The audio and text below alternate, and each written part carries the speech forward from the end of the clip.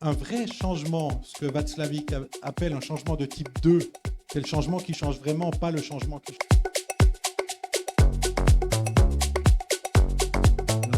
Merci. Effectivement, hein, donc, comme je viens de Suisse, je vais essayer d'utiliser deux, trois choses.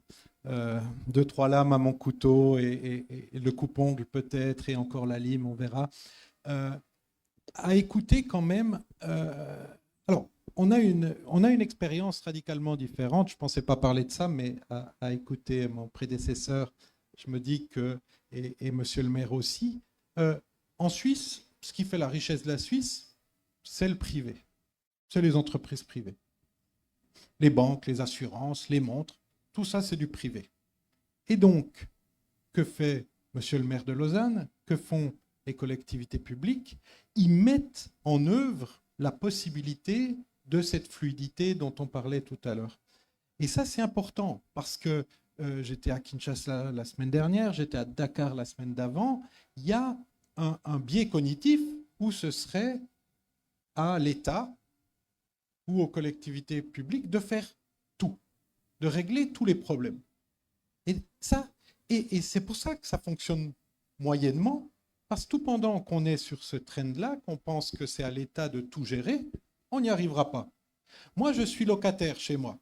J'ai un propriétaire, dès qu'il y a une ampoule qui ne fonctionne plus, dès qu'il y a un papier par terre, je dis « Ah, je téléphone, il y a un papier par terre, il faut venir le ramasser. » Mais je suis aussi propriétaire d'un petit chalet dans la montagne. Quand il y a un papier par terre chez moi, je le ramasse. Et donc cet engagement-là, il est soit je suis locataire de la ville, soit je suis aussi le propriétaire. Et on doit faire des citoyens, on doit les faire passer de locataires à propriétaires. Parce qu'autrement, avec les seules ressources de l'État ou de la ville, on n'y arrivera pas. Ça, c'est très clair. Moi, je reste persuadé qu'il n'y a pas de question de manque d'argent ou de manque de moyens. C'est juste que on gaspille parfois dans certaines branches de l'argent et puis on pourrait utiliser finalement le privé. On a parlé de la plus-value foncière. La plus-value foncière, je m'excuse, elle existe. Quand moi je suis un privé, j'achète une parcelle et que j'attends qu'elle augmente comme ça gentiment et que je regarde le plan d'urbanisme et que je me dis ah là c'est la prochaine étape de la ville, ça va prendre de la valeur, ça prend de la valeur et je la revends, je sais faire de la plus-value foncière. Tout le monde fait de la plus-value foncière. Sauf que ce qui est proposé là, et je pense que c'est ce qu'on aimerait faire dans beaucoup de villes, qu'on n'y arrive pas, on n'arrive pas en Suisse non plus, hein, c'est de dire toute cette plus-value, on pourrait capter une petite partie qui payerait de l'infrastructure. Ça ne veut pas dire de tout prendre. Moi, si on prend tout, je ne fais plus rien. Ça, c'est très clair. Mais de dire, est-ce qu'une toute petite partie des richesses qu'on se fait avec le foncier pourrait être utilisée pour payer de l'infrastructure ou payer des choses utiles? Et c'est là que ça devient intéressant, parce que jusqu'à maintenant, sous la pression des bailleurs, on ne parle que d'infrastructure. Donc il faut faire de la route, il faut faire ceci. Alors il en faut, bien sûr. Hein, j'étais content la première fois, je crois que c'est il y a 22 ans que je suis venu, 24 ans que je suis venu à Douala pour la première fois de ma vie. Donc ça fait longtemps. Et j'ai retrouvé les mêmes nids de poules sur les routes au même endroit. Je me suis dit, ah, il y a une durabilité importante. Raconte des histoires. J'embête mon collègue. Donc, mais ça, c'est pas grave. Ce que je veux expliquer là, c'est que ça, c'est des petites choses. Hein, mais ça veut dire qu'il y a une durabilité. Et pourquoi je prends cet exemple-là? C'est qu'on peut décréter aujourd'hui qu'on va enlever les nids de poules. Mais s'il n'y a pas de changement structurel quelque part, ou un vrai changement, ce que Václavic appelle un changement de type 2, c'est le changement qui change vraiment, pas le changement qui ne change pas, on peut décréter ce qu'on veut. Dans 20 ans, je reviendrai et je retrouverai mes mêmes nids de poules au même endroit. Il y a une raison pour ça, je ne mets pas de jugement de valeur. Il y a une raison pour ça. Je pars du principe que la ville, elle est finalement la mise en espace des gens qui habitent, des communautés. Donc, ça fonctionne. elle fonctionne, Douala fonctionne. Maintenant, ce dont on doit s'interroger, est-ce que ça fonctionne si je veux attirer des gens, l'extérieur? Mais pour l'habitant de Douala, ça fonctionne. On parle des déchets, de la propreté, mais ceux qui ont les déchets à côté d'eux, rien ne les empêche de les enlever. Donc ça ne les dérange pas. Mais c'est un fait. Ce n'est pas un jugement de valeur, c'est un fait.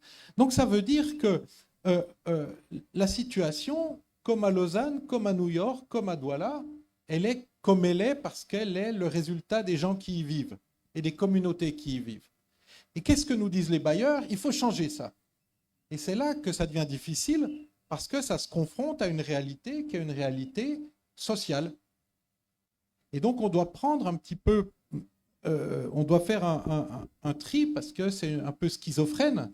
C'est que d'un côté, il y a les choses telles qu'elles se déroulent et de l'autre côté, il y a les choses telles qu'on dit qu'elles devraient se dérouler. Et ce n'est pas les mêmes choses. Et donc, à un moment donné, moi, je suis pour assumer certaines pratiques et reconstruire à partir de là. Reconstruire à partir de l'usage même qu'on a des choses.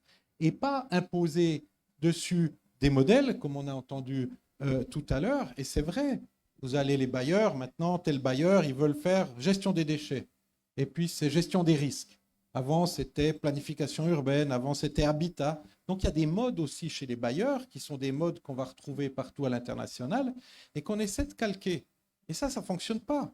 On doit repartir de l'usage des choses et on doit commencer à comprendre ce dont on a besoin. Les questions d'informalité, je ne suis pas tout à fait sur la même lignée que mon collègue d'avant. L'informalité, c'est les mêmes personnes. Mais on n'est pas informel et formel aux mêmes horaires. Combien de mes collègues et amis dans divers pays, pour que ces personnes, je vais prendre des exemples dans d'autres pays,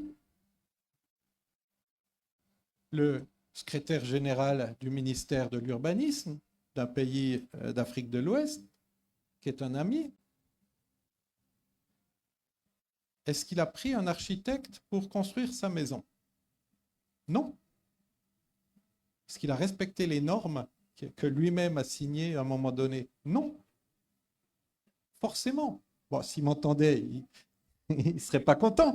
Mais c'est une réalité. C'est une réalité. Donc ça veut dire que si on n'est pas prêt nous-mêmes à faire les choses dans l'ordre, comment voulez-vous que les populations qui n'ont pas eu la même chance que nous puissent faire ça? C'est très clair. Et donc, on doit repartir de là. C'est ça qui est important, c'est qu'on doit repartir de là. Arrêtons de dire ça c'est bien, ça c'est pas bien. Regardons comment on fait et commençons. C'est tout. Hein? Moi, j'ai fait la même chose avec mes collègues urbanistes en Suisse, parce qu'en Suisse, on dit qu'il faut vivre dans les centres-villes, c'est là que c'est le mieux, dans des immeubles, c'est là qu'on est le plus durable. Moi, j'habite au centre-ville de Lausanne. Bon. Et j'ai regardé où habitaient tous mes collègues urbanistes. Ils habitent tous dans des petits villages, dans une villa. Ils viennent en voiture, ils font du navettage et tout. Je dis, mais alors, ça m'est égal. Si le modèle, c'est la villa, mais alors, on assume. Et moi, ce que je nous encourage à faire, c'est justement d'assumer un certain nombre de choses et de peut-être dire aux bailleurs, ben voilà, nous, on va repartir de ce qu'on fait, de qui on est, et puis on verra les besoins, on verra ce que sont nos besoins. Et le besoin, ce n'est pas forcément de l'infrastructure. En gestion urbaine, on a deux choses. Il y a le hardware et le software. Ben, effectivement, c'est exactement comme en informatique. J'ai la route et j'ai l'usage de la route. D'accord? Qu'on fait Yongo, pas notre collègue Jean, les autres, ils se sont dit, on ne va pas acheter un parc de taxis. On va juste utiliser les voitures qu'ont déjà achetées les gens et on va faire en sorte que ça fonctionne. Uber a fait ça un petit peu avant aux États-Unis. Qu'est-ce qui s'est passé? C'est un jour un Américain, sans doute, qui était au Cameroun ou à Kinshasa, qui a regardé comment on faisait avec les taxis collectifs. Puis il s'est dit, ah, c'est une bonne idée ça, mais on pourrait les faire payer pour faire tout ça. Et il a inventé une plateforme. Parce que comment ça fonctionne, les Uber ou les Yongo, quand on peut partager des courses, des choses comme ça, c'est exactement ça. C'est ce qu'on faisait, c'est le neveu qui venait chercher le tonton, on fait des trajets. Maintenant, on a anonymisé ça, mis ça sur une plateforme et on vous fait payer ce qui était gratuit avant. Mais à la base, c'est une structuration de la société qui donnait ça. Et toutes ces inventions-là qui passent pour des choses incroyables quand on est dans la Silicon Valley, on les a aujourd'hui dans nos villes, c'est tout. Et il suffit de repartir de ça.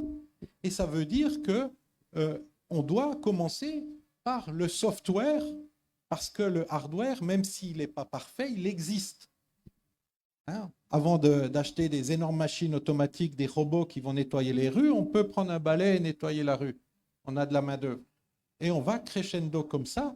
Et un jour, bien sûr, il faudra quand même un grand pont, une autoroute, un deuxième pont ou troisième pont sur le Vouri à un moment donné, j'imagine. Mais des choses comme ça, c'est de l'infrastructure, c'est ce qui coûte le plus cher. Et on doit commencer par le commencement, ce qui coûte le moins cher, le soft, et aller petit à petit comme ça. Pourquoi je voulais vous dire tout ça?